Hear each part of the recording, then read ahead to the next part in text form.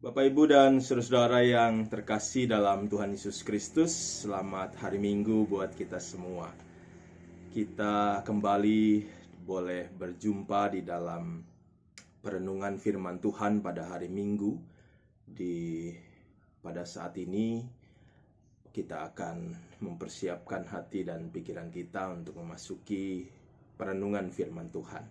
Saya mengajak kita semua kembali bersatu di dalam doa untuk kita mempersiapkan diri kita. Mari berdoa.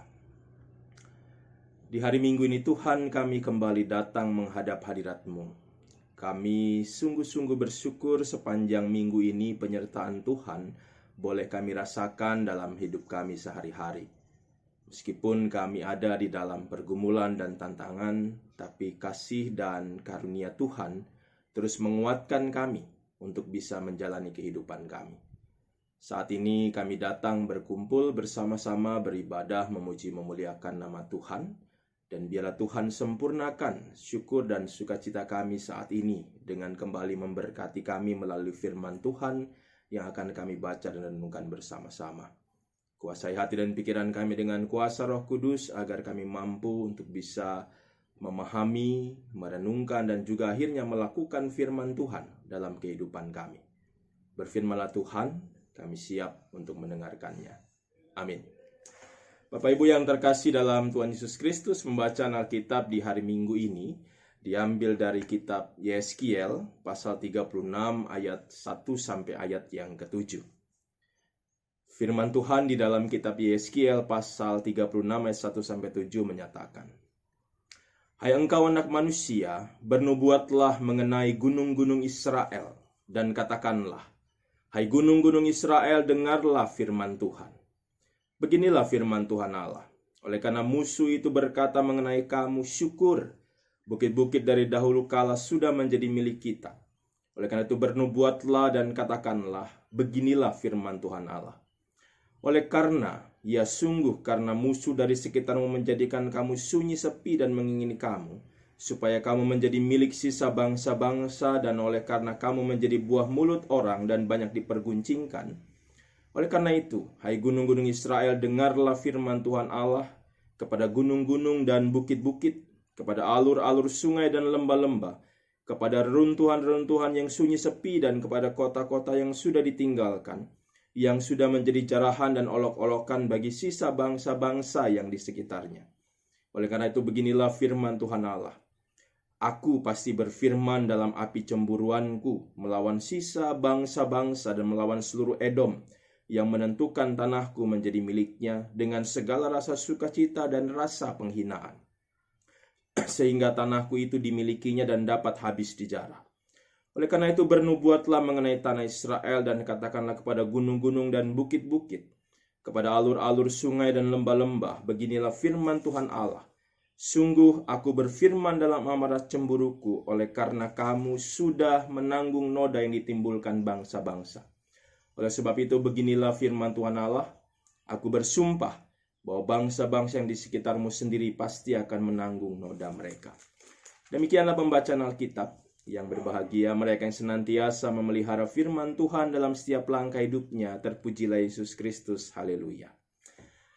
Ibu bapak saudara, jemaat yang terkasih dalam Tuhan Yesus Kristus, kalau kita sedang berkendara, baik itu dengan sepeda motor atau mobil, kita mengendarai atau kita mungkin menyupir, tentunya kita akan membawa banyak perlengkapan untuk menjalankan hal itu. Kalau buat kita yang naik sepeda motor, kita harus pakai helm. Kalau buat yang naik mobil dan naik motor juga harus bawa surat-surat seperti surat izin mengemudi atau surat tanda nomor kendaraan atau STNK. Semua itu kita perlukan untuk melengkapi diri kita sehingga kita bisa berkendara. Nah, kita semua tahu bahwa kalau kita tidak melakukan itu, kalau kita tidak memperlengkapi diri kita dengan hal-hal itu, ada banyak hal yang bisa berakibat buat kita. Misalnya, kalau kita naik sepeda motor, kita tidak menggunakan helm, kalau kita kecelakaan, kepala kita akan mudah untuk celaka atau terluka begitu. Atau mungkin juga kalau kita tidak membawa surat-surat, kita akan berjumpa dengan petugas polisi dan akhirnya kita akan ditilang karena tidak memperlengkapi diri kita. Artinya bahwa ada akibat-akibat yang akan timbul saat kita tidak memperlengkapi diri, dan pada saat kita tidak memperlengkapi diri artinya juga bahwa kita tidak taat dengan peraturan. Karena memang peralatan-peralatan atau perlengkapan-perlengkapan itu adalah peraturan yang diwajibkan bagi kita semua untuk berkendara. Meskipun kita tahu sekarang banyak orang nggak suka pakai helm. Atau kadang-kadang helmnya ditaruh di jok motor, atau di tangan, atau di tempat mana kalau dibawa helm. Jadi artinya kadang-kadang orang Indonesia itu seringkali dikenal dengan istilah takut kalau dilihat begitu. Jadi kalau ada polisi, ada petugas, baru semua memperlengkapi diri. Semua pakai helm, semua pakai sabuk pengaman. Tapi kalau tidak, kita melupakan itu, kita mengabaikan itu. Dan akhirnya karena ketidaktaatan itu, kita semua yang jadi rugi. Merugikan diri kita, bahkan mungkin juga bisa merugikan orang lain. Nah, Bapak Ibu Saudara, berbicara tentang ketidaktaatan, kita semua lihat bahwa yang namanya ketidaktaatan itu memang akan berakibat bagi kehidupan kita. Salah satu contoh juga dicontohkan oleh bangsa Israel. Mereka tidak taat, mereka tidak menjalankan perintah Tuhan, dan akibatnya kita lihat bersama-sama. Karena ketidaktaatan mereka mengalami pembuangan. Mereka mengalami dan diizinkan Tuhan merasakan hukuman Tuhan atas ketidaktaatan mereka. Mereka ada dalam pembuangan. Yang artinya bahwa mereka terpisah dari tanah yang mereka cintai. Tanah air mereka. Atau mungkin dikatakan kampung halaman mereka. Yang mereka sangat cintai. Dan itu membuat mereka sakit, menderita. Mungkin ya hampir-hampir sama lah dengan situasi kita yang memang saat ini atas anjuran atau perintah pemerintah kita tidak diperbolehkan untuk pulang ke kampung halaman kita atau mudik. Dan itu semua menimbulkan kekecewaan buat kita, menimbulkan kesakitan, penderitaan. Bahkan bangsa Israel mengalami hal yang lebih dalam lagi daripada itu, karena tanah menurut mereka itu adalah sebuah tempat yang memang sangat-sangat dicintai. Salah satu contoh adalah bagaimana mereka sangat mencintai Yerusalem sebagai kota suci mereka. Bagaimana mereka dalam tradisi selalu berkumpul bersama-sama di Yerusalem untuk merayakan hari-hari raya keagamaan, berjumpa dengan keluarga mereka. Dan itu tidak bisa mereka lakukan. Apalagi kemudian dalam situasi pembuangan, tanah tempat mereka tinggal, kampung halaman mereka harus hancur. Dan itu tambah membuat mereka sakit, membuat mereka menderita. Dan semua itu, penderitaan, rasa sakit, rasa kecewa yang mereka alami, terjadi karena ketidaktaatan mereka. Karena mereka tidak mau melakukan kehendak Tuhan dalam hidup mereka. Dan ini menjadi contoh buat kita juga dalam kehidupan kita. Bagaimana kalau kita juga tidak taat kepada Tuhan, tidak menjalankan perintah Tuhan dalam hidup kita, ada akibat yang mungkin terjadi dalam hidup kita saat ini. Nah, bersyukur Bapak Ibu Saudara bahwa Tuhan Allah tidak selamanya menjadi Allah yang menyatakan hukumannya. Kita lihat bersama-sama bagaimana akhirnya Allah kembali memulihkan bangsa Israel. Dan itu yang disampaikan oleh Yeskiel. Dalam perikop, dalam pasal 36 ini diberi judul pembaharuan Israel. Artinya bahwa di sini dikatakan Israel akan dibaharui kembali. Kondisi mereka yang selama ini mungkin sedang ada dalam kesakitan, penderitaan akan diubahkan Tuhan. Dan itu semua dilakukan Tuhan dalam catatan pasal 36 ini, dalam ayatnya yang ke-22 dan 32. Di sana dikatakan bagaimana Allah melakukan pembaharuan bukan karena bangsa Israel. Boleh dikatakan mungkin bukan karena Israel yang memohon, bukan karena Israel yang meminta, tetapi memang itu adalah sebuah bukti bahwa Allah punya hak dan juga Allah melakukan semua dengan inisiatif dari Allah. Dan ini membuktikan kepada kita semua bagaimana Allah selalu memperhatikan kehidupan kita. Bahwa Allah selalu melihat kehidupan kita. Bahwa Allah tidak pernah melalaikan itu semua. Allah selalu memperhatikan kehidupan kita. Jadi Bapak Ibu Saudara, kita lihat bagaimana di sini kita belajar pembaharuan buat bangsa Israel yang disampaikan Yeskiel adalah sebuah bukti bahwa Allah selalu mengasihi kita, bahwa Allah selalu memperhatikan dan Allah tidak pernah meninggalkan kita. Jadi Bapak Ibu, ini juga menjadi sebuah berita yang sangat-sangat menyenangkan buat bangsa Israel. Dalam situasi mereka, dalam penderitaan, di dalam kesusahan yang mereka alami, berita yang disampaikan Tuhan lewat Yeskiel tentunya menjadi sebuah berita yang akan membuat mereka senang dan gembira. Sama dengan saat ini, kita semua juga pasti sedang menantikan sebuah berita gembira. Virus COVID dan wabah ini bisa selesai.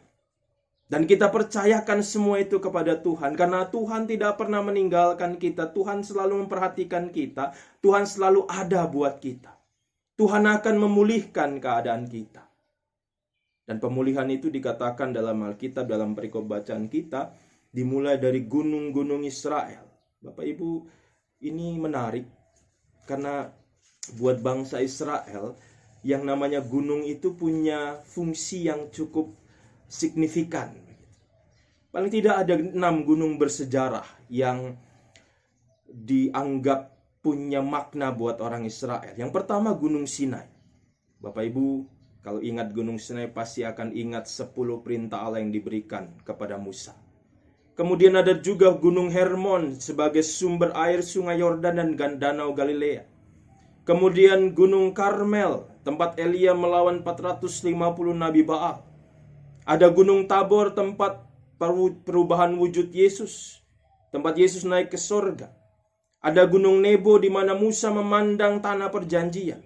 Dan juga ada Gunung Sion, tempat kota Yerusalem. Jadi gunung di sini punya makna bukan hanya sebagai sebuah tanah, sebagai sebuah tempat di mana orang Israel diam dan menjadi mungkin tempat kampung halaman mereka, tetapi juga mengingatkan bagaimana orang Israel juga kembali diingatkan untuk mendekat kepada Tuhan. Untuk kembali mengingat bahwa Tuhan sudah melakukan begitu banyak hal yang besar dalam kehidupan mereka. Dan ini juga yang harus kita lakukan dalam kehidupan kita. Mungkin tidak perlu gunung, tidak perlu bukit-bukit, tetapi dimanapun Tuhan menempatkan kita selama ini. Bapak Ibu Saudara, kita pasti sepakat. Dimanapun Tuhan menempatkan kita, Tuhan selalu menyatakan kuasa dan kasih-Nya buat kita. Dan kalau kemudian hari ini ada pesan pembaharuan Tuhan buat Israel, saya percaya bahwa pembaharuan juga akan terjadi dalam kehidupan kita semua. Dalam kondisi dan situasi yang sedang kita alami pada saat ini. Kita percaya, kita yakini Tuhan tidak tinggal diam. Tuhan selalu ada menyertai kita. Dan Tuhan akan menyatakan pembaharuan itu pada waktu yang Tuhan tentukan. Oleh karena itu, buat kita saat ini, mari tetap beriman kepada Tuhan. Mari tetap menyerahkan segala sesuatu yang kita hadapi ke dalam tangan kasih Tuhan. Karena kita percaya Tuhan ada dan Tuhan mampu untuk bisa menyelesaikan segala pergumulan dan tantangan kehidupan kita. Kiranya Tuhan memberkati dan menguatkan kita semua lewat firman Tuhan pada saat ini. Tuhan memberkati. Amin. Mari kita berdoa. Kami kembali mengucap syukur kepadamu Tuhan. Tuhan sudah memberkati kami melalui firman-Mu pada saat ini. Firman yang mengingatkan kami akan kuasa dan kasih Tuhan yang pasti akan memperbaharui kehidupan kami. Dan inilah yang kami harapkan terjadi dalam hidup kami saat ini, di saat kami harus mengalami tantangan dan pergumulan kehidupan yang berat. Kami percayakan semua kepadamu Tuhan. Tuhan punya waktu, Tuhan punya rencana, dan semua pasti yang terindah. Ajarlah kami untuk terus beriman dan berharap kepada Tuhan. Ajarlah kami untuk terus percaya bahwa Tuhan selalu ada buat kami. Dan ajari kami juga selalu dekat kepada Tuhan dalam setiap langkah hidup kami, sehingga kami tetap terus juga bisa merasakan kuasa dan kehadiran Tuhan bagi kami semua. Kami serahkan kembali hidup kami kepadamu Tuhan. Tuhan mengenal kami, Tuhan mengetahui keberadaan kami baik secara pribadi maupun sebagai keluarga. Pergumulan-pergumulan yang harus kami hadapi, Tuhan, kiranya Engkau senantiasa menguatkan kami, memampukan kami menghadapinya, sehingga kami tetap beriman berharap kepadamu dan kami bisa merasakan Tuhan hadir bagi kami semua.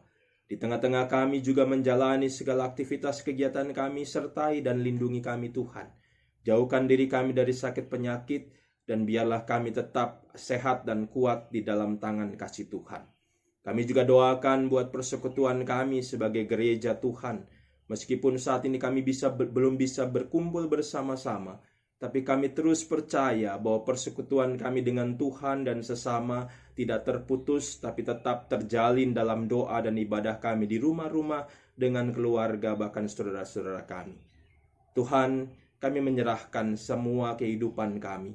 Cukupkan semua kebutuhan-kebutuhan kami Tuhan, bagi kami yang sedang ada dalam persoalan-persoalan ekonomi. Tuhan kiranya menyatakan kuasa-Mu. Bagi kami juga yang diberikan berkat, biarlah kami juga saling membantu dan menopang untuk berbagi berkat bagi saudara-saudara kami.